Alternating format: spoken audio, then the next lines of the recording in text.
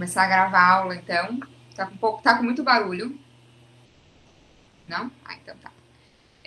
Então, gente, a aula de hoje ela é um tanto ambiciosa, porque a gente vai discutir duas aulas, né, no encontro síncrono, mas eu acho que dá. São aulas que se complementam, assim, né? Não, se ficar um barulho ruim, que tem um barulho aqui de grama, mas tudo bem. Vocês me avisem. A gente vai trabalhar com dois momentos, mas eles são complementares, né? A gente vai trabalhar com a aula 10, que foi impressionismo, e o texto era. É bom que os textos são bem curtinhos.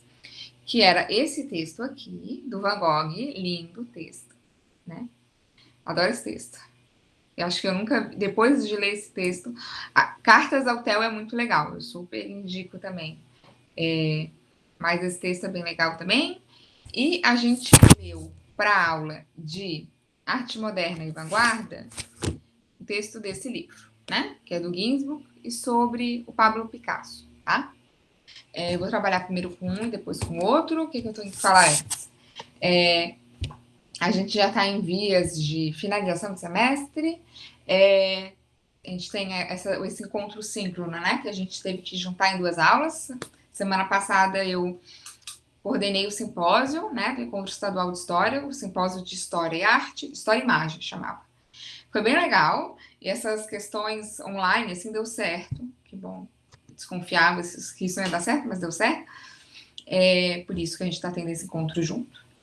E na aula que vem já solta, né? Os dois últimos encontros a gente faz. São três últimos, né? A gente vai fazer separado. A gente vai trabalhar com surrealismo, o outro com arte contemporânea, e o último a gente só vai conversar, né?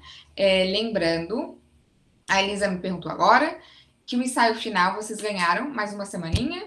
Ele era a princípio para ser entregue dia 2 de dezembro e ele é dia 9. Lembrem sobre ele que não é nada grande, é algo que vai demandar muito mais vocês pensarem do que escrever em si, né? Escrever em si. É algo de em torno de 3 páginas, ensaio pequeno, né? E eu quero que vocês façam relação com o texto, com 2, 3 textos da disciplina, né? E escolham uma imagem que vocês quiserem. Pode ser qualquer imagem, tem que ser imagem, né? De qualquer período, tá bom? E ficou para o dia 9. Então, qualquer coisa, se precisarem de ajuda, vocês me falem, a gente combina um horáriozinho, tá? Para discutir, mas não é nada muito complexo. É bom que a gente teve atividades distribuídas ao longo do semestre, então não vai ser tanto peso. Alivia, né? Esse esforço, assim. E o que eu peço, eu já falei para vocês, o que, assim, eu vou ser muito chata é plágio. Eu não quero que ninguém plagie nada, não é para copiar coisa da internet, Wikipédia, esses arte escola, enfim, um monte de site. Isso não, é 2, 3 páginas, mas eu quero que vocês escrevam, façam o exercício. É pequenininho por isso, né? Eu sei que o semestre foi bem cansativo para todo mundo, então é pequeno, eu quero que seja bem autoral, tá bom? O que mais? Deixa eu pensar. Acho que a gente pode começar. Eu vi que a Janete entrou, ela tinha me escrito e-mail, Janete, eu acabei de ver. Sobre a gente conversar depois da aula, a gente pode conversar sem problemas hoje. Eu botei o questionário. Eu vi que eu não tinha colocado o fichamento, peço desculpa, do impressionismo. Coloquei lá já essa semana. Alguém tinha me mandado e-mail, não lembro quem, me enviando. Vocês têm que mandar pelo Moodle, infelizmente, porque a nota, né, a média vai fechar via Moodle e eu vou exportar para o CAGR, tá? Então eu preciso delas via Moodle. Eu sei que eu estou completamente atrasada nas correções, eu tenho consciência, porque tem sido corrido, assim, mas eu vou fazer, não se preocupe. No final ali, acho que eu vou parar de gravar a aula e eu vou ter mais tempo, tá? Para corrigir tudo com calma. E é isso, eu acho, as coisas que eu tenho que falar. Tá bom?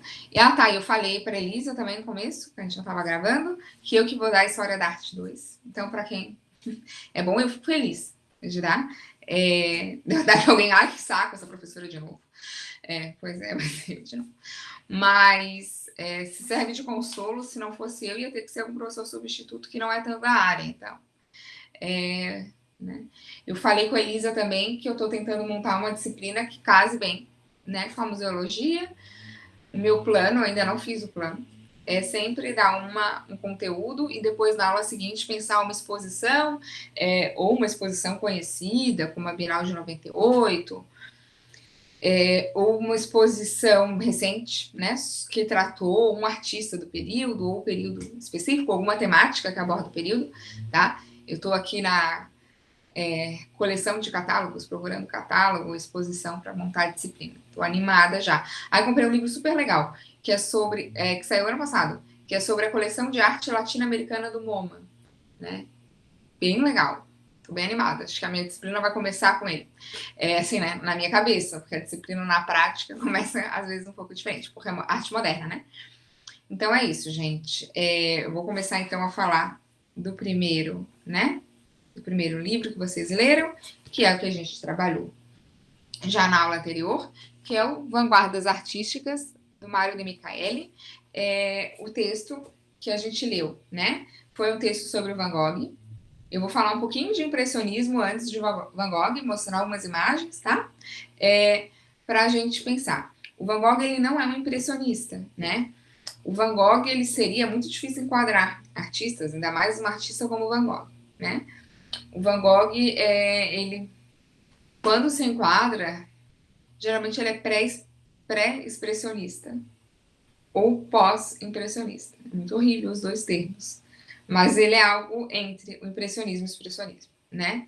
Ele é algo desesperado, um pouco meio como Munch. Enfim. Eu vou, então, mostrar umas imagens. Deixa eu ver se a minha tela tá aqui. Tá aqui. Eu vou compartilhar minha tela para vocês verem, tá? Acho que assim fica um pouco melhor. Permitir. Eu mostro imagens. O impressionismo, vou falar assim, o impressionismo, como tantos outros movimentos, o cubismo, enfim, não foi um nome que foi dado pelos próprios artistas, né? Mas foi um nome dado por um crítico de arte, né? Eu apresentei isso bem no vídeo que eu coloquei, né? E foi em virtude da primeira exposição, né, dos impressionistas, que não era chamada a exposição dos impressionistas, aonde a gente tinha essa imagem. E justamente essa imagem, uma das responsáveis por esse título, né, do movimento, que é a impressão, o nascer do sol, né? Essa imagem foi pintada, um óleo sobre tela do Monet. Aqui a gente consegue ver um tipo, né, uma linguagem, deixa eu voltar aqui, uma linguagem pictórica muito, muito, muito diferente do que, né, a gente tinha visto até então, né? O que vocês podem perceber, assim, de principal diferença? O desenho, né? Até o movimento anterior, antes do impressionismo, né, lá pelaquela linha que não existe da história da arte, mas que nos guia, o movimento era o realismo, né? E o que a gente vai ver com o realismo? A gente tem uma mudança temática. Lembra que eu falei na aula passada? A gente vai ter imagens que até então não eram dignas de serem apresentadas como grande imagem de arte, mas já em telas, né? Em óleo sobre telas, enfim, a gente tem uma grande revolução temática. Com o impressionismo, a gente tem uma grande mudança numa linguagem pictórica. Por quê? Porque o desenho cai. Vocês viram ali na tela que eu coloquei, né, a impressão, o sol nascente do Monet, aonde eu não tenho mais esse desenho tão colocado, né? A cor, ela ganha um destaque especial, né? E a gente tem que pensar no advento da fotografia no século XIX, né? Como a fotografia modifica tudo, né? Inclusive a grande arte. A gente começa a ter uma arte que a fotografia, ela influencia em dois fatores principais. Quais que são os dois? Eu tenho uma arte que se liberta dessas amarras de ter que representar o real, eu odeio isso, mas assim, os mil aspas. Mas eu tenho um outro tipo de imagem, uma imagem fotoquímica, que começa, né, a apresentar essa, entre aspas, realidade, ou esse mundo, essa apresentação mimética da imagem. Então, a arte, de certa maneira, se libera disso, né? E eu tenho também a fotografia, toda a questão da luz, né? Como a incidência de luz, ela é importante na fotografia. E como isso passa a ser uma questão para os artistas. Outro fator que influencia muito é o cinema, por exemplo, o movimento do cinema, né? Que a gente começa a ter essa imagem que capta o movimento, né? O que eu acho mais legal do impressionismo é que ele se liberta de várias amarras. Teoricamente, ele é muito criticado entre historiadores pelo Mário de Michaeli. Seria como que até o realismo a gente tem uma arte muito engajada socialmente. O impressionismo, digamos que, entre aspas, larga a mão, né? É uma arte que já se desencanta com uma questão política, né? Eu vou ter temas mais... Se diz que o impressionismo pinta a vida moderna. Claro que pinta a vida moderna, mas assim, na modernidade acontecem várias coisas, né? Mas o impressionismo tende, e mais ou menos também, né? Porque o Monet vai lá e vai pintar a Catedral de Rouen, em mais de 20 telas. Mas enfim, né? Ele vai pintar bares, restaurantes, vai pintar prostíbulos, os balés, são várias coisas da vida moderna. Mas perde essa carga política mesmo, e social da arte, né? O que o Millet tinha feito, o Courbet, né? Algumas décadas antes. E é justamente aí que começa o texto do Van Gogh, né? Que o Van Gogh vai procurar uma arte engajada, né? O Van Gogh é um homem religioso que trabalha entre trabalhadores mesmo, né? Vai pregar entre trabalhadores na Bélgica e ele vai para Paris atrás desses preceitos de uma arte engajada, do trabalhador, do homem simples, né? Ele escreve lá que a mão de um trabalhador é tão digna, é mais bela para ser representada do que a mão do Apolo de Belvedere, né? E ele se desencanta porque ele chega em Paris e a gente tem esse movimento, justamente, o impressionismo, né? E se é um movimento que desencanta muito o Van Gogh, ele também canta de certa maneira, né? Não no discurso, mas a pintura do Van Gogh ela vai ganhar uma outra dimensão, uma outra coloração, né? O Van Gogh se transforma num grande colorista, né? Num grande combinador de, olha só que bonito, de vermelhos e azul, vermelhos, de amarelos e azuis, né? Ele casa amarela e azul de uma maneira impressionante. E como isso, né, modifica muito, né, a arte. É bem legal que o impressionismo ele quer romper, né, com várias barreiras. A gente já tem algo, né, bem da museologia legal, que são esses artistas rompendo com esse círculo expositivo tradicional de arte. Lembre que na aula passada eu falei do Gustavo Courbet, que vai lá e vai fazer o pavilhão dos impressionistas, do realismo, né, na exposição universal, e ele dá um jeito de expor as próprias obras e de outros artistas. Com o impressionismo, a gente vai ter a primeira exposição, 1872, desculpa, em Paris, e eles vão fazer essa exposição, os artistas também, que vão ser uma espécie de curadores, digamos assim, antes, né, dessa exposição, vão organizar essa exposição, e ela vai dar justamente no ateliê do Nadar, né, que é um fotógrafo. Então, é bem legal a gente discutir, né, essas questões.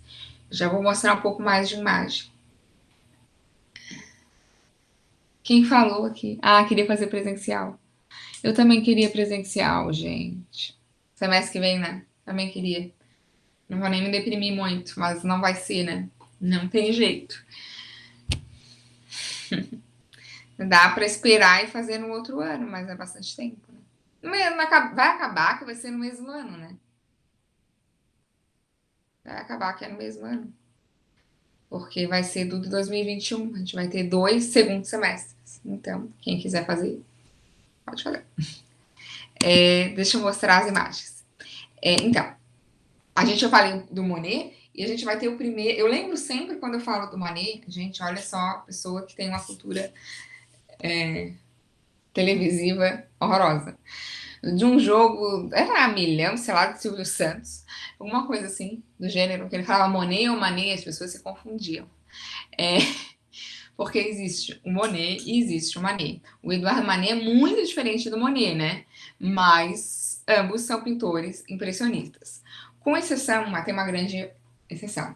O Manet é uma figura muito legal, eu gosto muito do Manet. O Manet, ele não quer romper com arte acadêmica. Ele quer entrar nos salões de arte parisiense. Ele não quer fazer uma arte completamente diferente, moderna, como o Monet, outros artistas, né, ambicionam. Ele faz algo muito, muito, muito diferente, mas dentro dos padrões, né? Ele tenta seguir um padrão acadêmico, só que ele é considerado o primeiro impressionista, sendo que ele não se considerava impressionista. Só que eu concordo com os críticos que colocam ele como impressionista, né? Ele já vem numa linguagem de arte bem interessante. Eu gosto muito dele por dois grandes motivos. Eu acho que ele pinta de uma maneira muito legal, muito interessante, vou mostrar as imagens. E ele não quer romper com o sistema, mas ele é um dos que mais rompe, né? E eu gosto muito da Berthe Morisot, né? Que é a cunhada dele, né? É uma grande amiga dele e faz imagens incríveis, assim. E ele é um grande apoiador dela, como ela é uma grande apoiadora dele. É bem legal as imagens, eu vou mostrar para vocês. A Berthe Morisot, ela não é tão conhecida, ela é muito boa, né? E tem uma obra bem legal. Vou mostrar a obra dos dois aqui. Vou apresentar a tela inteira.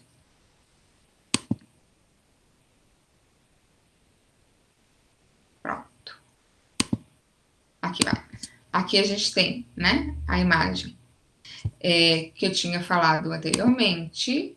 Aqui, de certa maneira, intitula o movimento, não porque o Monet vai dar nome, mas porque o crítico, né, vai, a partir da exposição, vai dar nome, que é a impressão do sol nascente. Aqui eu comentei, né, por essa mudança grande do movimento, que é uma mudança em termos de desenho, né, uma linguagem pictórica completamente diferente. De certa maneira, o desenho cai e a gente vive no império da cor, né, com o impressionismo. E aqui é o Manet, uma das imagens mais legais dele, né, eu adoro essa imagem, acho que não sou só eu, né, tantas pessoas escreveram, que é Almoço na Relva, né? Vou falar já um pouquinho, vou só mostrar e depois eu mostro, eu volto a câmera e falo com vocês. Mas, ó, o que é legal dessa imagem é essa tríade, né? Que se constrói essa tríade de corpo. O Aby Warburg tem um texto super conhecido, né? Sobre essa imagem do Manet, né? Bem legal. Aqui a gente tem uma imagem bem interessante, quando a gente fala que o impressionismo é a pintura da vida moderna, acho que essa imagem diz muito. É um bar, né, em Montmartre, e a gente tem uma garçonete. Aqui, né, já vou falar depois da imagem, a gente tem um grande reflexo, né? Boa parte da imagem é a imagem refletida no espelho. Aqui é um balcão, a gente vê as bebidas, a fruta, isso aqui, sei lá o que é. Parece laranja, alguma coisa do gênero. As flores, né, como esses detalhes são bem colocados, uma árvore. Atrás do balcão, a gente vai ver essa garçonete. Aqui, né, onde tem as bebidas, isso daqui é uma moldura, tá? E boa parte, quase que metade da imagem é reflexo. E o reflexo, né, de um café. É legal que mostra muito esse burburinho da vida moderna, mas eu acho que talvez seja, não é, eu vou falar, talvez seja esse ano, o estado que eu tô essa semana, não é só isso, né, eu sempre vi isso. A garçonete está exausta, tá muito cansada, tá muito cansada. É incrível. E aqui a gente tem a imagem mais conhecida, eu já vou mostrar um catálogo muito legal, do Manet, que é a linda, maravilhosa Olympia, né? A Olympia foi uma das imagens mais criticadas que o Manet já fez, já vou mostrar uma exposição super legal dela. E a gente vê, né, uma prostituta no lugar de uma deusa, numa cena clássica de arte. Essa foi a crítica que, né, a imagem recebeu no Salão de 63. Já vou falar um pouco dela. E a imagem, né, a gente vê uma imagem que a gente trabalhou lá no Renascimento, que é a Vênus de Urbino, do Tiziano, né, que antes tinha tido a Vênus Adormecida, do Giorgione, 30 anos anterior a do Tiziano. E então o Manet vai lá, vai pegar, o Manet é um homem que estuda muito arte clássica, ele vai replicar a imagem, né? Só que aqui eu não tenho mais uma deusa no interior, né, palacial, toscano do século XVI, mas eu tenho uma prostituta parisiense. Tem várias coisas legais na imagem. Por exemplo, né, aqui a gente tem um baú, né, um cofre de casamento, que se chama. E aqui, né, a gente vai ter uma empregada, enfim, que vai, né, estar entregando flores para a Olympia, que são flores provavelmente de um cliente, porque a Olympia é uma prostituta conhecida, né? É Victoire, esqueci o sobrenome dela agora, parisiense. Outra coisa legal da imagem é que, em vez de um cachorrinho, a gente tem um gato. O cachorro era a fidelidade, sempre apresentado com a mulher. E aí a gente vai ter uma imagem de um gato. E aqui, deixa eu voltar para falar das prostitutas. Antes de falar da Berthe Morisot, que não apresenta prostitutas. É uma mulher. Aqui. Eu não vou falar de exposição, mas eu vou falar de exposição. Teve uma exposição em 2015 que fez muito sucesso em Paris, que chamava Esplendor e Miséria, né? Ela foi no Museu d'Orsay e ela trabalhava com prostituição em Paris do século XIX. A imagem mote da exposição era a Olympia, do Manet, né? É incrível, mas não é nada tipo de certa feita demais. Ninguém se apavorou com a Olympia, porque a Olympia, qualquer pessoa que leia um pouco de arte sabe que é uma prostituta, né? Outras coisas fizeram, né, a questão da exposição. Entre elas, por exemplo, o Degas. Deixa eu mostrar. A exposição era muito legal, tá? Tipo, tinha fotografia, vamos mostrar. Tem fotografias. Tinha filme pornográfico do século XIX, do começo do cinema, né? Era uma exposição, assim, bem... tinha lugares da exposição que não podiam entrar de menores, como os filmes pornográficos, né? Um pornográfico diferente do filme pornográfico de hoje, né? Mas, enfim, eles eram realmente fortes, assim, né? Tinha, entre as coisas que fizeram furor, né? A gente vai ter uma cama, eles colocaram uma cama de uma prostituta conhecida também, famosa, não lembro o nome da prostituta, do século XIX, a cama no museu. E uma das coisas que mais me admirou foram as bailarinas do Degas, né? Eu nunca achei que as bailarinas fossem prostitutas. Eu sempre vi as bailarinas do Degas como bailarinas, né? Tão bonitinho, lúdico, uma coisa infantil. Eu lembro quando eu era criança, eu tinha um quadro, né? Um óleo sobre tela, eu dei até para minha sobrinha, de uma bailarina no meu quarto, achava tão maravilhoso, tão legal. E aí eu olhei aquilo, tipo, as bailarinas eram prostitutas. E elas eram prostitutas. E aí tem muito uma questão moderna, dessa vida moderna, né? A gente vai ter um grande êxodo rural, assim, na linguagem Brasil, ensino médio, mas assim, enfim, a gente vai ter vários trabalhadores e trabalhadoras que saem do interior rural francês e vão ganhar as grandes cidades, né? Paris é repleto de trabalhadores, pessoas que vão, como a gente viu na aula passada, trabalhar como lavadeiras, como costureiras, alta costura, e a costura parisiense, ela emprega muitas mulheres nesse período, que também, né, muitas se prostituem, porque é difícil se manter na grande cidade, e também bailarinas, né? As bailarinas eram chamadas de petites rats, pequenos ratos, porque elas eram muito magrinhas, pequenininhas. Podia ser uma bailarina, eu não sou tão ratinha, né? Mas eu sou uma pessoa baixinha. Elas eram baixinhas, elas eram novinhas, elas eram magrinhas, elas têm o corpo completamente deformado, né? Por conta da dança, o esporte deforma muito o corpo, a gente sempre trabalha aqueles corpos lindos do esporte, mas a verdade é que um atleta tem um corpo, ele deforma o seu próprio corpo, né? E aí tem toda uma questão, por exemplo, que elas vão trabalhar, né? Tem um videozinho, como é que é agora a questão lógica, meio... a bailarina mesmo, né? Que é uma animação recente. E aí também é tudo bonito, ela vai dançar no balé, não parece nada as complicações da ópera parisiense, né? Essa ópera, ela era repleta de homens, né, que iam em busca dessas meninas, né, para ter relações com as meninas, né? E tem toda uma questão das próprias mães, né, que, claro, para se manter, e tem toda uma questão de prostituição, bem complicada. E falando nisso, eu estou muito curiosa, porque o MASP vai abrir uma exposição sobre o Degas agora, em dezembro, acho que começo de dezembro. E eu não sei como é que vai ser a abordagem das bailarinas, porque é um ano que eles vão dedicar à dança, né? Na exposição. Achei bem legal. Tem Hélio Oiticic, Parangolés, tem um monte de coisa legal. E a próxima, né, vai ser o Degas e as bailarinas. Eles têm uma bailarina de 18 anos, de 14 anos, que eu amo aquela escultura. Já vou falar dela para vocês. O MASP tem uma, é uma réplica, né, que faz depois, em bronze. E eu não sei se eles vão trabalhar com essa questão da prostituição da dança, né? Vamos ver, vamos descobrir. Daqui a pouco sai o catálogo e eu já falo para vocês. Deixa eu mostrar mais. Ah, tá. E agora eu vou falar da Berthe Morisot. Vou mostrar as imagens. A Berthe Morisot, ela faz muito sucesso, principalmente nos Estados Unidos, né? A gente tem, na França, ela é bem conhecida também, bem conhecida. Mas os americanos amam a Berthe Morisot, porque ela é incrível mesmo. A gente também, ano passado, né, em 2019, a gente teve uma chuva de exposição sobre artistas mulheres, bem legal. A gente teve no Brasil, né? A gente teve no MASP, uma exposição grande, a gente vai trabalhar semestre que vem com uma exposição. E a gente teve no Museu d'Orsay uma exposição dedicada a Berthe Morisot. Eu coloquei lá, acho que eu coloquei o videozinho no link, tá bem legal a exposição, e dá para ver o trabalho dela.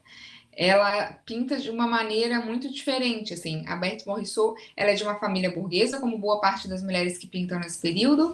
Ela aprende aquarela, lições de aquarela em casa, com a mãe, outras irmãs dela pintam. Ela vai, né, fazer estudos no Louvre. Ela não é aceita na escola, na Beaux-Arts de Paris, porque na época não aceitavam artistas mulheres. E é muito legal quando eles não estudam na Belas Artes de Paris, como o Rodin não vai ser aceito, porque eles começam a ter uma visão um pouco mais liberada da arte, não é tão quadrada, né? Então essa grande mudança da arte moderna vem muito daí. E a Berthe Morisot, ela tem toda uma questão assim meio complicada, não é complicada, mas ela é uma grande, grande amiga do Manet, né? E ela que influencia muito o Manet a pintar em plein air, né? Pintar e sair do ateliê para pintar em loco, né? Tanto que se fala muito da influência que o Manet tem na obra dela, mas ela influencia muito mais a obra do Manet do que ao contrário, né? E ela se casa com o irmão do Manet, né? E se dá a entender que ela teve algo, né, com o Manet, né, com o Eduardo Manet, com o pintor mesmo. Não dá muito para saber, voltar atrás e saber, mas eu acho que, assim, se ela teve envolvimento romântico ou não, acho que eles são almas que se completam, assim, sabe? São pessoas, às vezes tem seres humanos que brilham nossos olhos, a gente é completamente apaixonado, mas não carnalmente, né? É algo mais de almas, espírito. Eu acho que assim é, assim, ela e Manet é bem legal pensar. E ela pinta o universo feminino de uma maneira linda, porque esses artistas impressionistas vão pintar lá a bailarina, vão pintar a garçonete, vão pintar uma atuação pública, né, dessa atuação de mulher, que é muito interessante, tem toda uma problemática. Incrível. Mas a Berthe Morisot, é claro que ela apresenta, a partir de uma lente, digamos assim, de uma visão burguesa. Mas ela apresenta esse interior doméstico feminino, é bem bonito, assim, é bem delicado. Eu lembro que a primeira imagem que eu vi dela foi uma que eu vou colocar aqui, que é uma mulher no berço com uma criança. E eu lembro que eu tava andando no museu, assim, e eu não sabia, né, não, sei lá, não olhei a legenda. Aí aquilo me chamou a atenção, que era algo de um feminino, tão feminino, né? Uma mãe cuidando de uma criança. E não era de uma maneira, uma mãe, sabe? Era algo, um olhar de carinho, algo. Eu disse, gente, quem que pintou isso? Parece coisa de mulher, tipo um olho de mulher, uma visão de mulher, algo muito feminino, da forma, né? Expressiva, de sentimento. E aí eu vi, era uma mulher, e eu comecei a procurar, isso faz bastante tempo, quem ela era, né? Então ela tem esse mundo bem feminino. E ela casa com o irmão, né, do Manet. É muito legal que ela nunca para de pintar, porque a gente vai ter isso muito no século XIX no Brasil, artistas que pintam, e aí quando elas casam, elas param de pintar. É bem, bem visível isso, infelizmente. E ela nunca parou de pintar e ela nunca assinou o nome de casada, ela sempre assinou o nome de solteira. Muito legal. E é uma obra muito bonita. Ela não participa de uma exposição só dos impressionistas. Eu não sei a sexta ou a sétima, não lembro. Que é quando a filha dela nasce, né? E é muito legal esse universo feminino da Berthe Morisot, que as duas personagens que ela mais pinta na vida é a irmã, é a Edma, e a filha, a Julie. Bem bonito. Então tem essa poética, assim. É bem leve, né? Mas algo de um feminino apresentado por uma artista mulher, assim. E um universo É claro que pode ser criticável, por que que a mulher só vai pintar o interior? Enfim, o artista também tem as suas próprias questões, né? Aqui não é ela e a filha, é a irmã dela, a Edma, com a filha da irmã, né? É uma tela de 73, que tá no Museu d'Orsay. Foi essa que eu falei para vocês, né? O jeito que a mulher lança o olhar para a criança é algo muito de um materno, de um feminino, enfim, né? Me chamou muito a atenção. E é muito legal como ela vai dar o jogo de luz, né? E vai fazer esse construto a partir das cores. Esses azuis, né? E esses rosas, assim, como eles na verdade apresentam o reflexo da luz. E aqui, essa imagem é bem legal, tá lá no museu daqui de Buenos Aires, que é uma mulher, né, penteando a filha também, que é o penteado. É bem desse universo feminino. Eu falei no vídeo sobre elas. E aqui a gente tem Degas, bailarinas, essa obra mais conhecida dele, que é a aula de dança, que está no Museu d'Orsay. E aqui, lembra que eu falei da prostituição? Olha aqui atrás, né? Um homem e uma mulher. Ele dá umas pistas pra gente. E é mais legal que eu adoro essa bailarina caçando as costas, né? O primeiro plano é bem descompromissado. Tem várias coisas legais dessa obra. Já falo depois para vocês. Aqui a pequena bailarina de 14 anos, linda. Essa daqui é a original, né? Que ele expôs. Ela é em cera, né? Ela não é em bronze. E depois as réplicas foram feitas em bronze. Já vou falar um pouquinho disso. Deixa eu voltar. Aqui é o Rodin. Só queria falar uma coisinha antes, a questão da cera, porque o Rodin, a gente já vai falar do Rodin. O Rodin é um artista que vai fazer coisas muito, muito, muito diferentes, né? Mas o Degas vai fazer essa exposição, vai fazer essa bailarina de 14 anos, e ele não faz ela em bronze, né? Para ir para uma exposição, uma grande obra, tem toda a questão do bronze. E o Degas faz ela em cera, e ele faz tipo uma estruturinha dela com um monte de pincel, assim, a madeira. Não sei se é pincel, né? Se achou lá com o raio-x, são estruturazinhas de madeira, eles dizem que é pincel. E ele foi fazendo para moldar, né? A escultura era toda de cera. E aí ele faz algo muito legal. Ele coloca o tutu da bailarina, é um tutu de verdade, né? Ele coloca tecido, ela tem uma trancinha, assim, o cabelo está amarrado, não é um rabinho de cavalo. E aqui tem um laço, e o laço é de fita de cetim mesmo. Quer dizer, ele coloca elementos da vida real. Isso, Letícia, lembrei de ti quando eu estava fazendo essa aula, tá? Porque tem muito do que vai acontecer nessa aula daqui a algum tempo, que é a colagem, né? Que o Picasso e o Jorge Braque vão começar a fazer colagem. Mas, se a gente pensar, o que o Degas fez já é de certa maneira, porque ele pega com uma coisa do cotidiano e vai lá e coloca na escultura, né? E aí ele dá uma pinceladinha de verniz em cima, assim, é de cera mesmo, bem, bem levinha. O cabelo dela também é natural, a fitinha, o tutu, o corcelê e a bailarina e a sapatilha. E é muito bonitinha, assim, é linda, é linda. Eu nunca vi original, porque eu só vi, eu não sabia que elas não eram original. Porque essa de cera tá em Washington, e aí a gente tem uma aqui no MASP e a gente tem uma no Dorset. Só que aí em 50, já é um pouco mais pra frente, assim, a família dele autoriza. Ele fica com a escultura, né? Pra ele, assim. Não é vendida na época. E depois que ele morre, a família autoriza a fazer. Eu esqueci o número de reproduções. Acho que é uns 20, né? E aí eles fazem ela em bronze, né? Eles tiram o negativo com o gesso e fazem a escultura em bronze, mas ela tem um tutuzinho, é bem uma réplica mesmo, assim. E aí são vendidas, né? Mas não é bem a original. Deixa eu mostrar então um pouco do Rodin. Muita gente odeia o Rodin. Eu adoro, tadinho. Ele não é tadinho, né? Ele fez várias coisas erradas, mas ele é incrível. Já vou falar um pouco dele. Aqui a gente tem a Porta do Inferno, que é uma encomenda que ele recebeu para um museu. Ela ia ser a porta do Museu de Arte Decorativa em Paris. É uma das primeiras grandes encomendas do Rodin, mas o museu nunca abriu.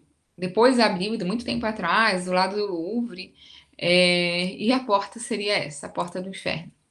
Ele faz com base no Dante Alighieri, na Divina Comédia.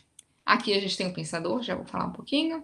O Pensador, tem gente que fala que é o Rodin, mas ele é o Dante, me desculpe. Ele é o Dante Alighieri, tanto que antes a estátua, né, a escultura não chamava o Pensador, mas o poeta. E ele é o Dante aqui na Porta do Inferno. Várias esculturas da Porta do Inferno ganharam, tornaram-se artistas solo, né, digamos assim, aqui a gente vai ter ele pensando, né, na obra, na Divina Comédia. E aqui a Camila, já vou falar dela. A Camille Claudel, botei umas imagens que eu acho linda, essa onda, que são as esculturazinhas em bronze. Isso daqui é ônix. Eu achei que isso daqui não era ônix, mas fui procurar, tá? E aqui, eu adoro essa, pra mim essa escultura dela é a mais incrível, que é a idade madura, né? Um homem sendo levado pela morte, aqui a juventude, apresentada na forma feminina, né? E aqui a gente tem o Lavag. Essa é a sala dedicada a Camille no Museu Rodin. E aqui a gente tem o Monet. Deixa eu falar e depois eu volto. Aqui a gente tem a Estação Salazar, que é no norte, leva para o norte de Paris, e aqui a gente tem uma vida moderna.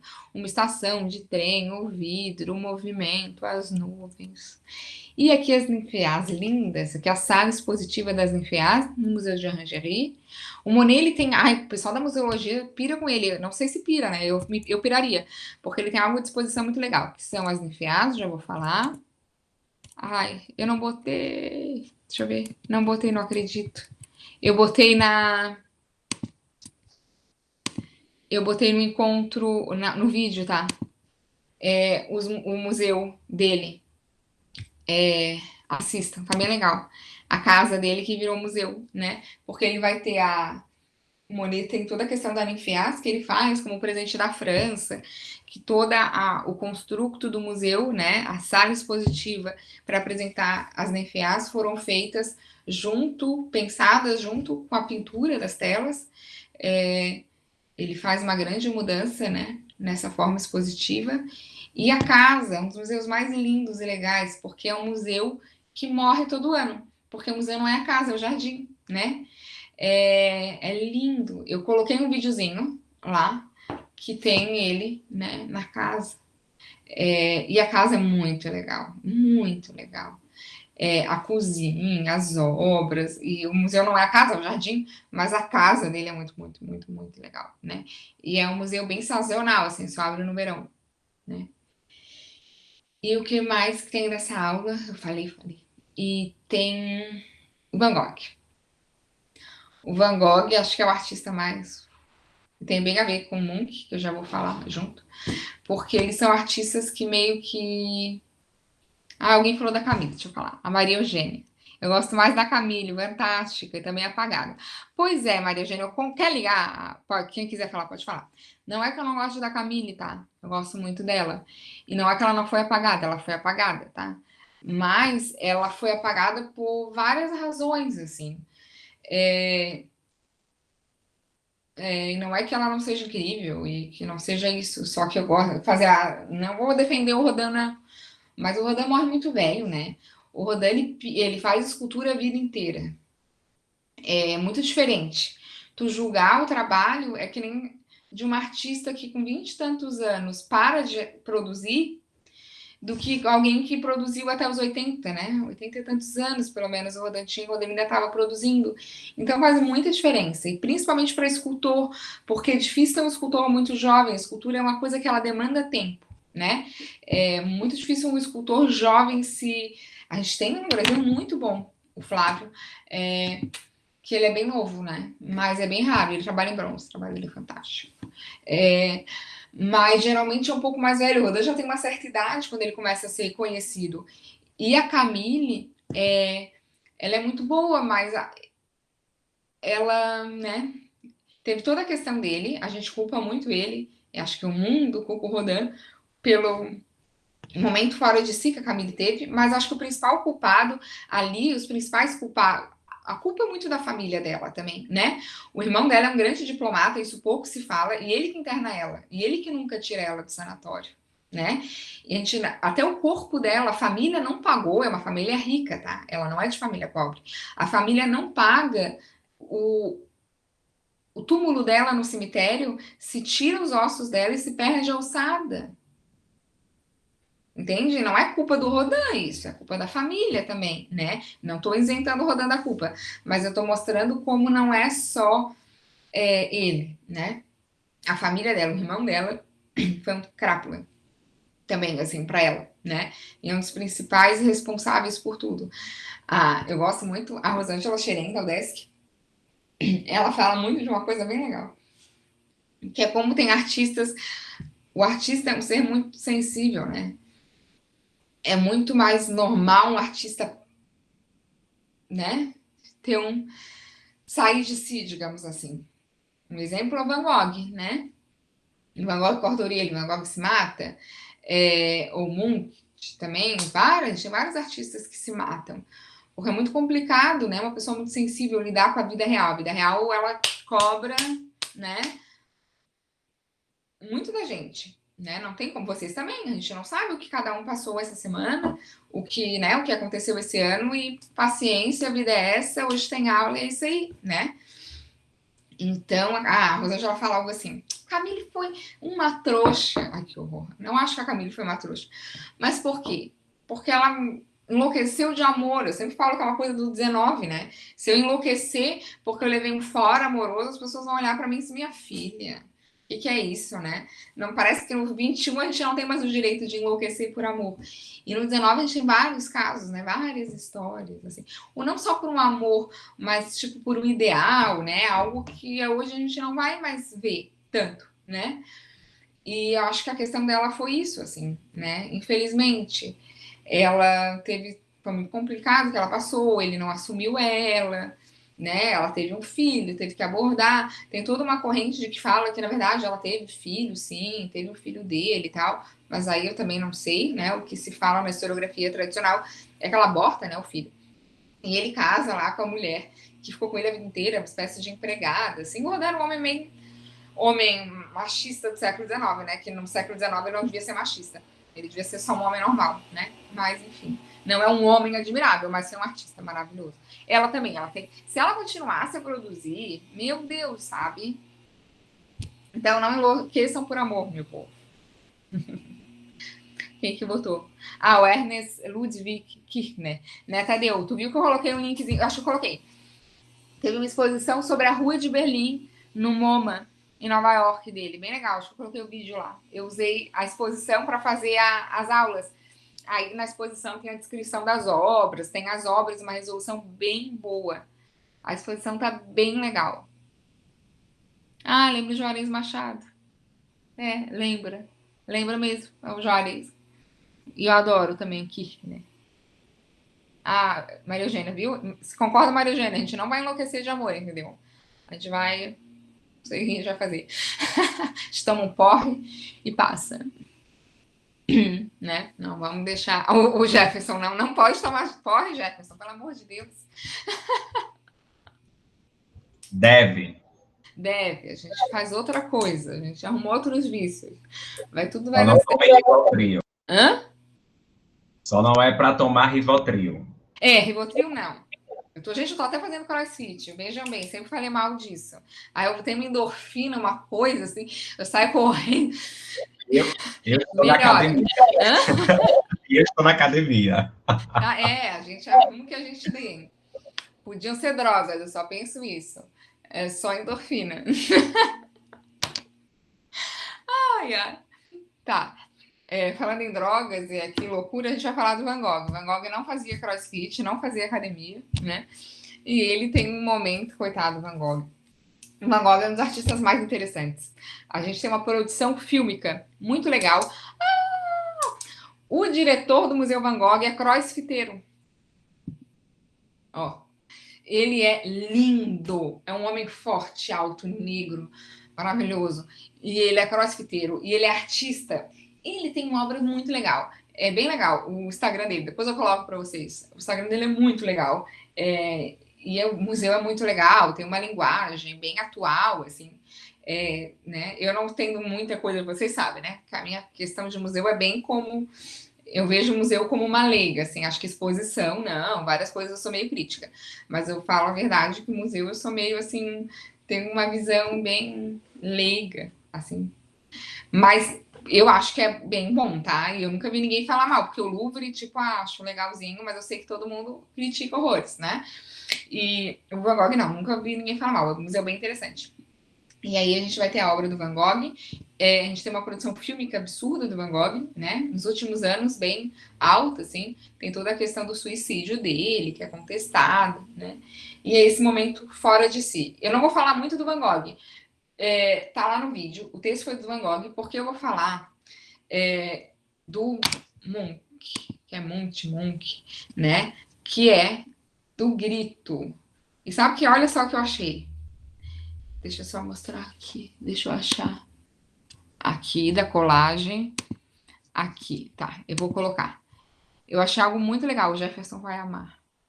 Eu fico pensando na obra. Muito legal. Do grito.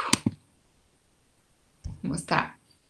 Eles estão nesse mesmo momento histórico, né? Os dois, tanto Munch, não sei muito pronunciar, ele e o Van Gogh são pós-impressionistas ou pré-expressionistas, eles são artistas que vão dar essa grande virada da arte moderna. E a obra mais conhecida do Munch é O Grito, aqui, né? Que é de 1893. A gente tem 4 versões da tela, eu expliquei lá no vídeo direitinho, né? É bem legal que as duas foram... bem legal, bem triste, né? Que as duas pinturas, né? São 2 a óleo e 2 pastéis, foram roubadas já do Museu de Oslo, né? É uma das obras mais caras, e, enfim, de leilão e tal. E o nome da tela, ele falou, né? O nome da tela é O Grito, Ouço o Grito da Natureza. E é muito momento, né, desesperador da modernidade e desses artistas. E olha que legal, a Marina Abramovic, já vou voltar, olha que linda.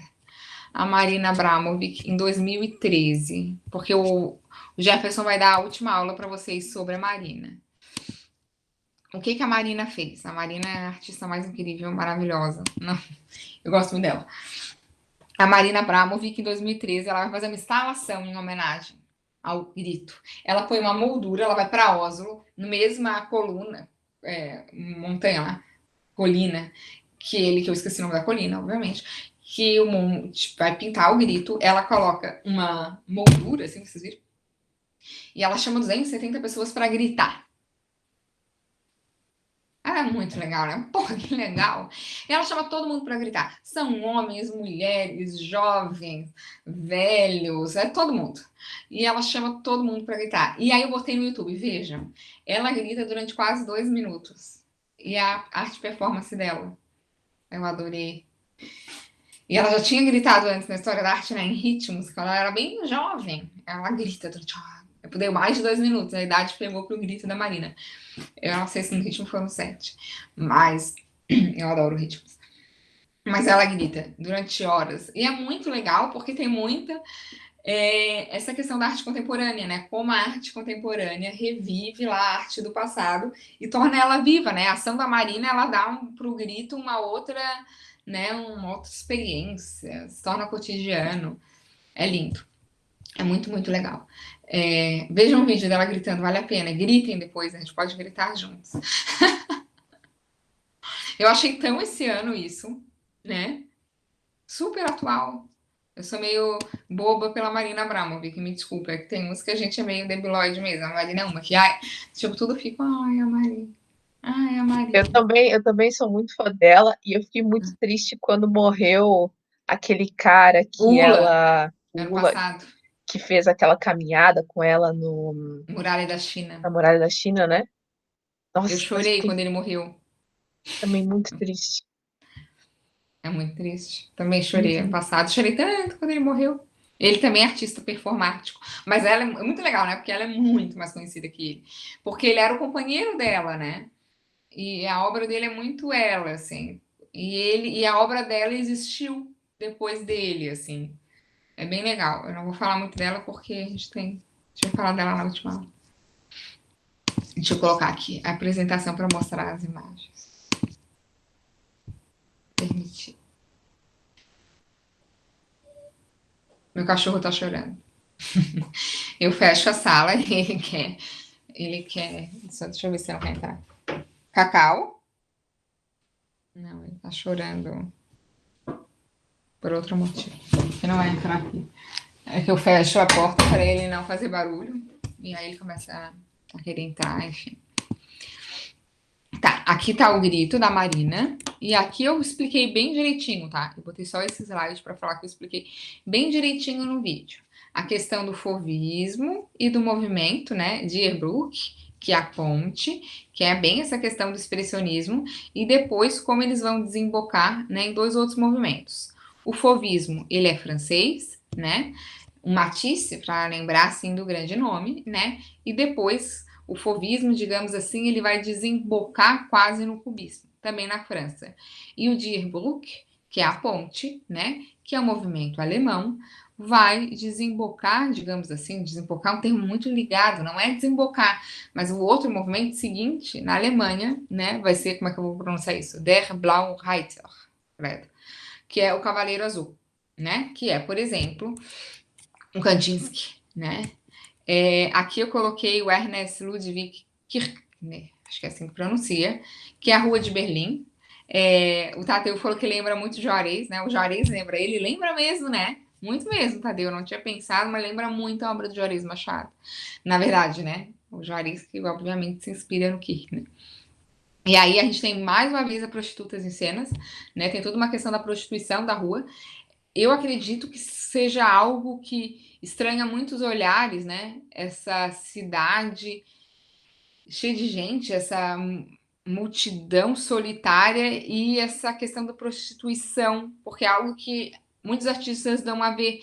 Óbvio que a prostituição é algo muito antigo, mas ela é muito mostrada em arte moderna, né? Já vou falar um pouquinho disso. E aqui a gente tem, né? São duas. Essa imagem é linda, né? Eu amo ela. E ele tem assim, ele é um ótimo colorista, né? Como ele usa esse roxo, esse rosa, esse laranja salmão e esse verde é fenomenal. Ele é maravilhoso. É muito legal essa questão dos homens que todos olham, como ele amontoa tudo isso no segundo plano, como essa perspectiva ela já para de fazer sentido. Eu acho esse quadro incrível. Aqui tem um Kandinsky. Vou já voltar e falo tudo com mais calma, tá? Aqui é Improvisações, Jardim do Amor. Muito legal, já vou falar do Kandinsky. Aqui é o Matisse, as obras mais conhecidas do Matisse. E Demoiselle de Avignon, do Picasso, e já vou falar depois, aí depois eu volto para o slide. E aí, por fim, a Guernica, que foi o texto que a gente leu, né? Aqui é Demoiselle, eu vou voltar para a gente conversar um pouquinho. Tá.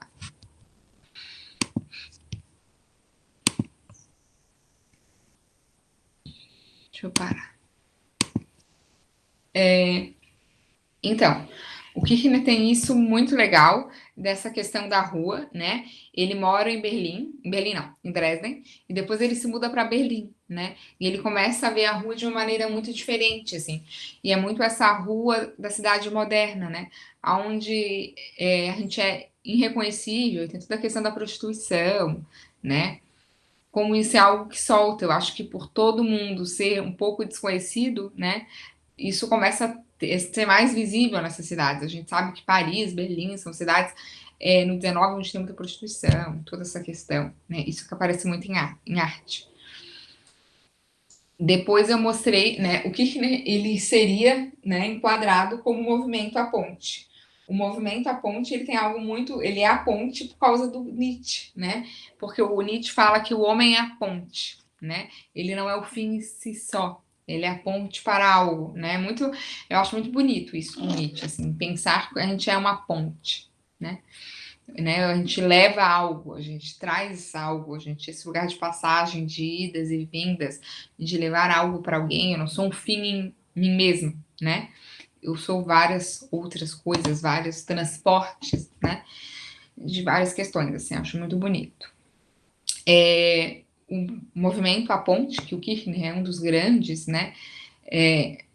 Líderes, assim, por assim dizer, ele vai de certa feita desembocar, não, desemboca, acho que o termo é feio, né? O Arran que usa desembocar, mas ele acaba que o movimento seguinte é um movimento que chama o Cavaleiro Azul. O Cavaleiro Azul é lindo porque é muito Kandinsky, né? O Kandinsky é um russo que vai para a Alemanha e se transforma no grande nome da arte alemã desse período, né? São movimentos expressionistas, ambos, né? A Ponte e o Cavaleiro Azul. E o Kandinsky tem muito, é o primeiro artista no Ocidente a pintar a arte abstrata e tem muito algo muito do espiritual, a orientadora da Letícia e do Jefferson, né? Fala muito disso, do espiritual da arte. O Kandinsky tem um livro que chama O Espiritual na Arte, e tem toda uma questão de cor, né? O azul para o Kandinsky é justamente a cor do espiritual, por isso que é o Cavaleiro Azul. E o Cavaleiro Azul é justamente São Jorge, né? Que é da Igreja Ortodoxa Russa. E é uma arte que vai mudar tudo, né? Que quer mudar tudo, né? É uma arte em crise. A Letícia fez um vídeo muito legal para vocês sobre surrealismo, que é essa arte em crise, né? Já super coitado do surrealismo. O surrealismo já foi para a crise, voltou para a crise e está na crise ainda. Mas é um movimento de mais ver essa crise, né? Isso, né? Já está aí há algum tempo. A gente já viu o Van Gogh, que mostra isso, o Munch. E aí tem muito o Kandinsky, a gente tem muito esses artistas tentando se liberar dessa crise, ou dando um jeito nessa crise, espiritual mesmo, né? Aí o Kandinsky é muito por uma questão espiritual, a gente vai ver o Picasso, Demoiselles d'Avignon, também são prostitutas, né? Meu Deus do céu, né? São 5 prostitutas no Demoiselles d'Avignon. A gente acha que Avignon é a cidade francesa, não é. A Calle d'Avignon é uma rua de Barcelona, de prostíbulos, né? E a gente tem na imagem máscaras, né, africanas. E aí a gente tem o uso da máscara africana e toda a questão de comércio mesmo de arte africana nesse período, né, no século XX. E esses artistas, por que a arte africana fica tão conhecida e é grande? É quase que um fetiche, algo que chama, porque quase que esse europeu, assim, ó, esse racionalismo, nada disso deu certo, né? É meio que um homem, não é um homem em crise, né? E aí ele começa a olhar outras sociedades e pensar o que é o homem. E por isso que o primitivismo, o termo foi muito criticado, mas eu gosto muito dele. Porque hoje já não é mais a forma que a gente usa, porque ele é o primitivo do homem, digamos assim, né? Não uma coisa evolutiva. Claro que ali para o Picasso era, tá? Eles olhavam como sociedades menos evoluídas. O Picasso não falou isso, mas ele é um homem lá do final do 19, começo do 20. Ele nunca disse isso, mas o homem europeu do século 19 e do começo do século 20, ele vai procurar ele usa o termo selvagens, né? É uma coisa meio, por isso que foi tão mal visto, mas hoje não é assim que é visto. E seria algo, eu gosto muito do Batalha, que é o homem, né? Aonde o homem tivesse o mínimo de contato com, sei lá, com outras coisas, ele fosse mais o homem em si. E é muito complicado explicar isso, sei lá, em 10 minutos, né? Bem complexo, muito complexo. Mas seria assim, ó, eu, Daniela, professora, 2020, um monte de coisa. O que eu tenho em comum com uma mulher que viveu, sei lá, 5.000 anos atrás? Né? O que me torna humana? Seria essa a questão do primitivismo. Né? O que eu em mim sou humana? Eu tenho um monte de pulsão.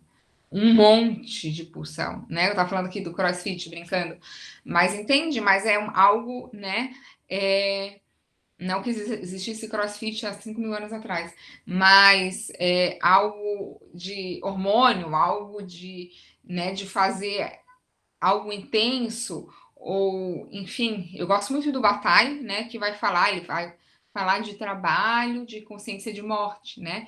Quando eu choro, quando alguém morre, né? Quando eu me expresso, quando a minha dor é a mesma dor que um ser humano de 5.000 anos atrás teve, é uma dor diferente, mas é a mesma. O meu corpo, né?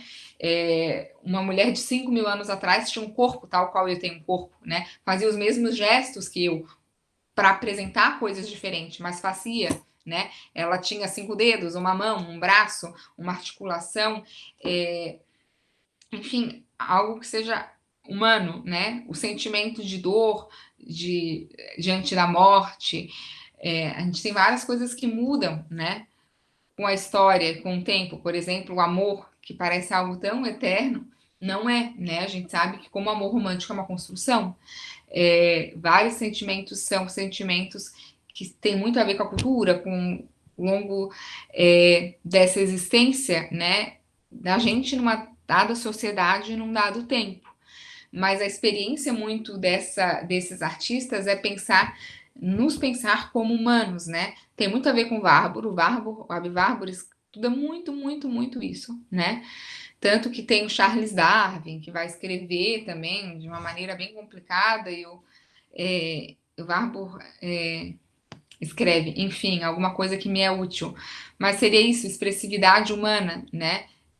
Foi feita, vista de uma maneira muito complicada em vários momentos, é muito difícil explicar, mas seria mais ou menos isso, né? Tipo, essa sociedade não deu certo, mas o que que é o homem? Onde é que o homem poderia ter dado certo? O que que se eu for procurar em mim como homem, eu vou ver? E aí cada artista, de certa maneira, vai procurar e vai ver isso de uma maneira diferente. O Picasso, de certa feita, foi muito a partir dessa apresentação de arte que ele vai ter muito da arte africana, ou a gente pode pensar o Kandinsky, que vai a algo à procura de um espiritual. A solução desse problema dos artistas é feita de 1 milhão de maneiras, né? Mas seria mais ou menos isso, assim. Eu super arredondei, mas deixei um pouco confuso, mas acho que deu para entender um pouco, né? Isso tem muito a ver, né? Depois com a guerra e dadaísmos e surrealismos, né? Essa crise. O que mais que eu tinha que falar? Eu até me perdi. Ah, tá, o Picasso. Aí o texto que vocês leram do Picasso é um texto do Ginsburg. O Ginsburg, eu peguei até outro texto dele, porque o Ginsburg, ele é um historiador bem tradicional, mas ele tem umas coisas, ele tem umas tiradas que não são tão tradicionais assim. Ele tem esse livro, que é Mito, Emblemas e Sinais, que é um livro de teoria. Ele foi o primeiro a trazer, mais o Bárbaro, um grande público brasileiro. E vocês não leram ele. Ele tem um livro bem legal sobre o Perro della Francesca também, no Brasil. E aí vocês leram Medo, Reverência e Terror. É um livro que tem 4 ensaios, né? E a questão do Ginsburg é o pathos formel, que eu não vou explicar, porque senão vou deixar vocês malucos. Mas o Ginsburg ele tem uma metodologia para trabalhar com imagem muito legal. A Elisa perguntou, foi a Elisa, né? Que queria a indicação lá para você tem que usar uns 2, 3 textos da disciplina para fazer o ensaio visual. Aí eu falei para a Elisa, que quer fazer com imagem medieval, Elisa, dá para usar o Ginsburg, porque quando ele vai falar da Guernica, ele fala assim, que toda a imagem está no tempo, ele cola a imagem no tempo, e dá para usar essa perspectiva analítica do Ginsburg para a gente pensar como o retábulo, né, de Ghent tem a ver com o período que apresenta, né? Então, para vocês verem que todos os textos, eles têm algo de metodologia muito interessante. E esse texto do Ginsburg tem algo de metodologia muito interessante. O que ele faz? Ele vai lá na Guernica, né, do Pablo Picasso, que é uma imagem, a primeira imagem de bombardeio em massa, né? Eu ia falar que acontece no século XX, não, que acontece, antes não tinha acontecido, né? Que é na cidade de Guernica, uma cidade basca, né? E ele vai explicar como que a imagem foi feita. É bem legal que ele fala que talvez seja a imagem no Ocidente, da história da arte ocidental, mais documentada, né? Porque o Picasso, ele anotava tudo nas imagens, tem 1 milhão de estudos e tal.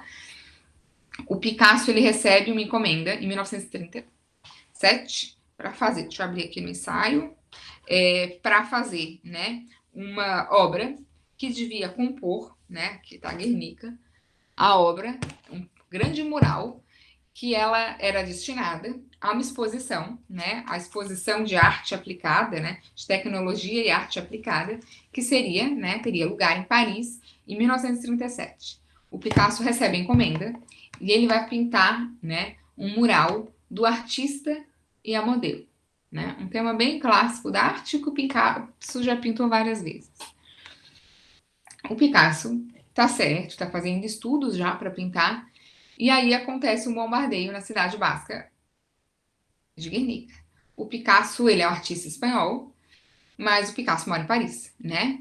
O bombardeio vai acontecer em 26 de abril de 37 e, obviamente, não tem Instagram, smartphone, internet. Ele fica sabendo, né? 2 dias depois, são 2 ou 3. Acho que é 28. Deixa eu olhar aqui na página. 2, 3 dias depois, ele fica sabendo, através da imprensa periódica parisiense, né? O que acontece dia 28. São 2 dias depois. O que acontece no bombardeio na cidade basca. Então, em 1º de abril, poucos dias depois, a gente não sabe se ele decide mudar, mas ele começa a fazer estudos aonde a obra que ele vai pintar para o pavilhão não é mais o modelo e o pintor, mas um bombardeio de massa, né? A imagem apresenta de certa feita o pintor, eu vou mostrar aqui, né? Aqui a imagem, né, de uma mão e uma espécie de lampião, assim. E aqui é uma fotografia da Dora Maar, ela é companheira na época do Picasso, que aí é o pintor pintando a modelo, né? Por isso que é o pathos formel. Mas, enfim, um pouco mais complexo para trabalhar de uma maneira muito rápida, né? Como, de certa maneira, o tema dele persiste na obra. E aí a obra Guernica, que hoje está lá no Museu Reina Sofia, em Madrid, né, apresenta esse bombardeio, né? É uma imagem desesperada, assim. Ela é uma imagem que eu gosto muito. Eu acho que eu gosto muito de pensar que ela é preto e branco, assim, né? O Picasso usa muita cor. O bombardeio é apresentado na Guernica. A Guernica não é considerada sabe, olha de uma coisa esquisita. A Guernica não é considerada uma obra cubista. Ela é considerada surrealista. Estranho, né? Eu entendo, mas é estranho. Porque ela é cubista também, né? Porque ele apresenta tudo quebrado, assim. Mas ela é surrealista porque ela é algo, né? É um desespero que assim não aconteceu, né? Sabe? Eu tinha certeza que não tinha um pedaço de braço para cá, um olho para lá, uma lâmpada para cá, né? Mas. Ai, tem até uma criança, Maria Eugênia, que bebê lindo, menino lindo. Tem uma mãe aqui, ó. Cadê a mãe? Desesperada, com uma. Que tá linda, com um bebê no colo. A imagem é bem legal. Eu expliquei um pouco ela no vídeo também, síncrono. Falei de algumas análises que o Picasso não faz, mas a gente faz. O Minotauro, como tem a questão do pai dele, né? O pai do Picasso é artista, né? E aí ele fala que todo homem que ele pinta é o pai dele. É legal pensar isso Aí ele também tá na Guernica e tal. Eu acho lindo. Pensar nessa questão do pai, né? Dele. E tem várias questões clássicas, né? É muito a gente pensar como a arte clássica persiste na arte moderna.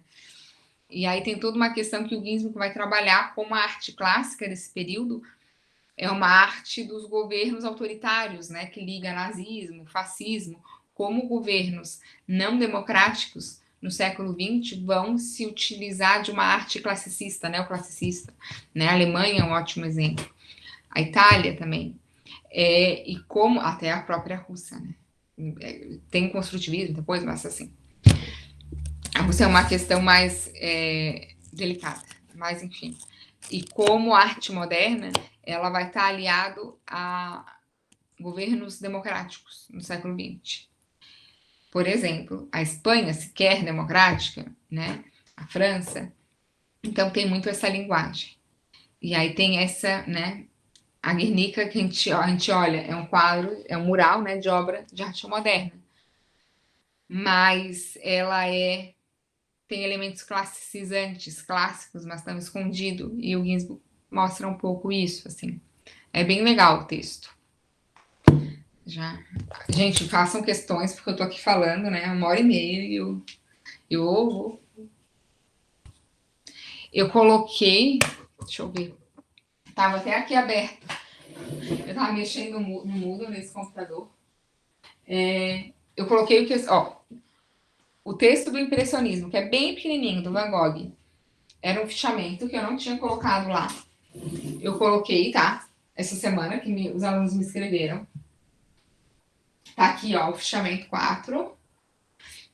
Eu coloquei, ó, o filme do Van Gogh. Ele tinha no Netflix, eu não sei se ainda tem. Tem 2, que um é com Amor Van Gogh e o outro é o Portal da Eternidade, que são novos. Bem legal, eu coloquei o diretor, os anos. Eu botei da Camille Claudel. Ai, da Camille é tão depressivo, mas é bem bonito. Eu sempre vejo os filmes dela, eu choro. Mas, enfim, é lindo o filme, bem bonito. E tem o do Renoir, que é muito legal. E o que eu mais gostei de todos, tá? É o filme do Rodin, de 2017. Eu vi, eu lembro na época, foi no festival Varilux, eu cheguei a ver no cinema. O do Rodin é tão lindo, é muito legal. E a história dele com a escultura do Balzac. Eu adoro Balzac. É lindo, é lindo. É bem legal. Eu não sei, acho que deve ser fácil achar todos. O Renoir tem no Netflix. Eu procurei. Aqui eu coloquei um link da France Culture sobre a exposição da Berthe Morisot, que teve, que eu falei para vocês, no Dorsay em 2019. E aqui eu achei um link daquela revista das artes, é legal, assim, mas é meio grande público, mas é bem legal, tá? De análise das obras do Manet, gostei bastante. Aí eu coloquei. E aqui na arte moderna, em vanguarda, eu botei os videozinhos. É um questionário, eu acabei de colocar antes de começar a aula, estava no banco de questões. E aqui eu coloquei o vídeo da Marina Abramovic, que, vejam, se tiver... que ela gritando. Aí aqui eu coloquei o link da exposição do Kirchner, sei lá como é que pronuncia isso, o Thales deve saber melhor que eu, em alemão, que teve em 2008 no MoMA. E aqui eu botei um linkzinho da exposição da André Derran, que teve no Pompidou, tá? Quando eu vou fazendo aula, eu vou procurando agora esses videozinhos que eu acho que para quem gosta, assim, fica legal, né? E aí aqui eu comecei o surrealismo. Eu posso colocar o teu vídeo, Letícia? Posso. Eu posso colocar uma capinha nele? Posso, né? Eu coloco Isso, uma pode. capinha e vou colocar no YouTube, tá? Uhum. Eu acho que eu devo te mandar, então, por fora do YouTube, né? Eu te mando. Não, me manda. Não? Tá. É Isso. porque eu loguei e coloquei no meu canal, mas eu acho que eu tenho que passar pra ti. Então faz assim, ó. Eu te mando a capinha e tu coloca pra ficar bonitinho. Tá bom. Aí eu vou gravar um vídeo, eu já gravei, tá? Eu tenho um do dadaísmo, eu coloco pra vocês antes, só pra dar uma situada. E aí a gente coloca, eu mando a capinha pra ficar bonitinho, mudo. Mas também que eu tô. O mudo tá tudo organizado. Eu tô me empenhando. E aí tu baixa e me manda o link dele com a capinha. Já resolve isso. Daqui a pouco, até amanhã tá feito. Ali no surrealismo, tá? E aí o último vai ser a Marina Abramovic. Eu já botei aqui, ansiosa que sou, eu já coloquei o link do... não coloquei não. Do vídeo dela, já vou colocar. Do documentário da HBO sobre artista está presente. Que aí o texto... E é bom que o museólogo que vai dar essa aula, né, Jefferson? Tem toda uma questão do museu e da arte performance. Eu acho muito legal, assim, eu ainda não sou uma senhora como a Marina, pretendo ser uma senhora que nem ela, imagina, maravilhosa, não serei. Mas é muito legal como a gente, sei lá, muda de postura, assim, diante das coisas com a idade. E tem algo assim dela, que ela era contra a performance, né? E aí ela começa a ser favorável, e por causa da conservação, como isso o museu vai conservar, né, essas obras, ok? O que mais? Deixa eu pensar. A Jefferson que vai ficar com a aula da Marina. Gente, acho que é isso. Agora a gente tem encontros síncronos nas próximas semanas, às 3, tá? Dia 25, dia 2 e dia 9. Dia 9 é a entrega do ensaio. Vocês ganharam mais uma semaninha para fazer o ensaio, tá bom? Deixa eu ver. Cadê a avó da arte performance? Toda botocada, né? Que vó. Se eu tivesse uma avó assim. Ela é muito maravilhosa. Ela tá meio assim. Às vezes, eu nem acho demais, eu acho ela tão linda que eu acho ela linda. Ela é toda botocada, tão maravilhosa. Ela é muito linda, né? Eu sou meio boba por ela, assim. Tipo, eu sou por o meu cachorro, ele faz umas coisas. Eles pintaram, sei lá, um quarto ontem aqui em casa, ele tá com tudo branco. Ele é um labrador marrom, né? Ele tá com metade do pelo branco. Ele vai pro banho mesmo. Aí eu olho, que lindo! Eu sou meio assim com a Marina. A gente tem que, acho que a análise talvez não tenha ajudado, não. Mas só Freud, para dar jeito. Coisa mais complicada. Então é isso, gente. Quem quiser falar alguma coisa. Janete tá aí, ela queria falar comigo. Tô. Depois eu falo contigo quando terminares a aula. Então tá, combinado. Então tá, gente. Vamos esperar, então, eu vou falar com a Janete. Beijo para todo mundo. Tchau, até semana que vem. Partiu a academia, Jefferson? Partiu a academia, gente. Melhor do que o Louca. Vai mesmo, ó. Eu já fui, hoje já fiz. Acordei cedo para fazer, por isso que eu tô bem humorada. Tchau, Tânia. Até semana que vem. Eu vou parar a gravação aqui. Lembrar de botar o link.